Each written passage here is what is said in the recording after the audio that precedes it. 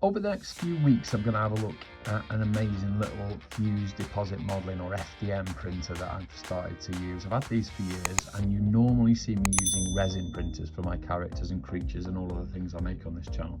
So let's have a good look at what it's really useful for and where I think you guys can use this kind of a machine.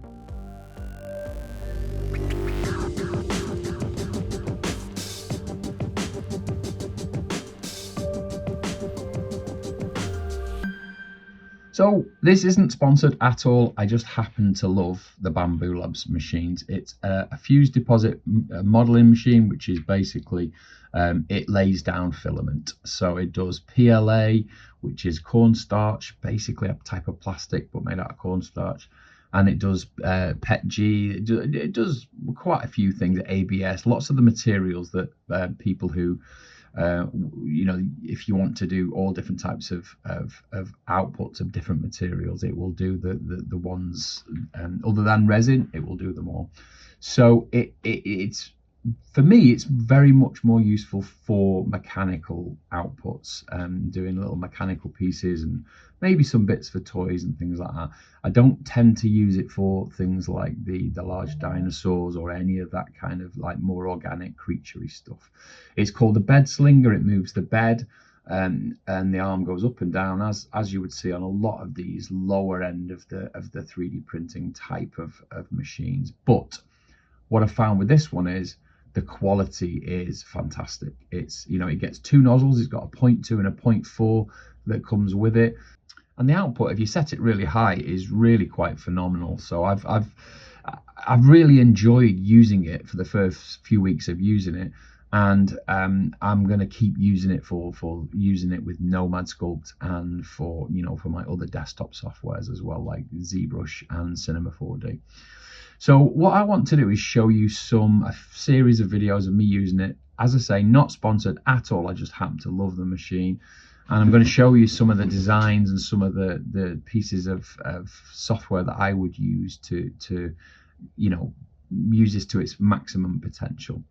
First of all, what I'm going to do is I'm going to set it up with multi-colored printing, and that is probably what this video is all about. So at the moment, you're seeing there, it's just got one type of filament in it. It's just got black filament. So here I'm printing labels for plant pots.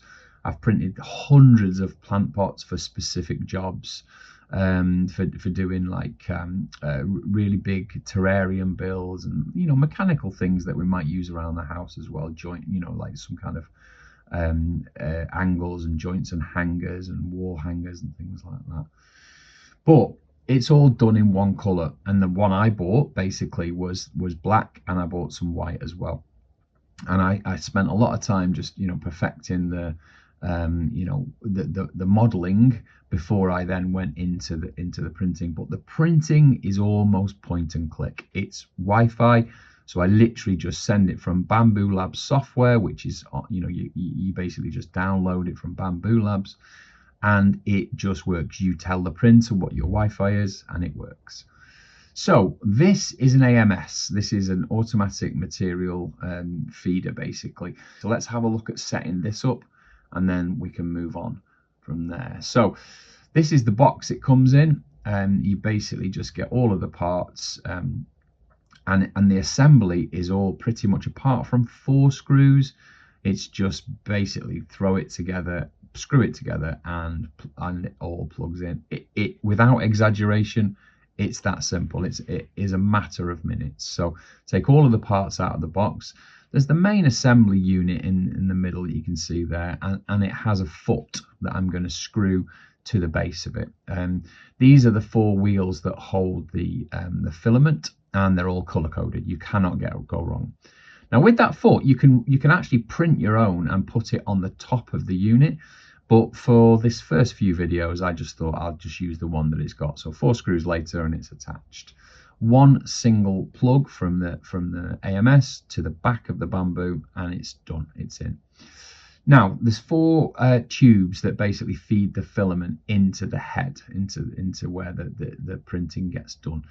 And basically, because you mount it to the right of the 3D printer, you put 2 longest ones into the 2 furthest ones here to the right.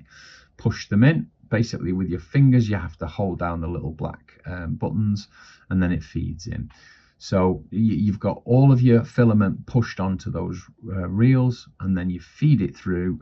It picks it up automatically, and then you feed it manually if you want to push it all the way to the end. Once you've got this next bit installed, where the other end is going into this head.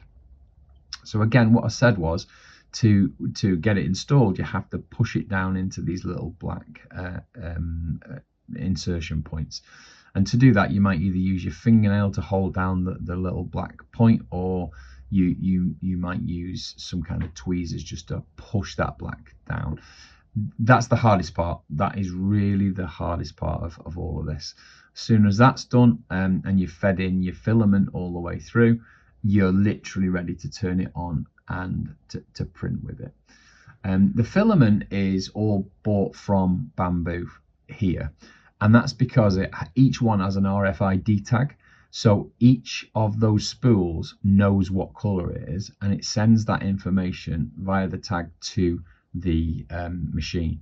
So basically it knows which has got the orange, which has got the white, which has got the green, and which has got the black. And there are hundreds of colors, or not hundreds, but there's lots and lots of colors for you to choose from.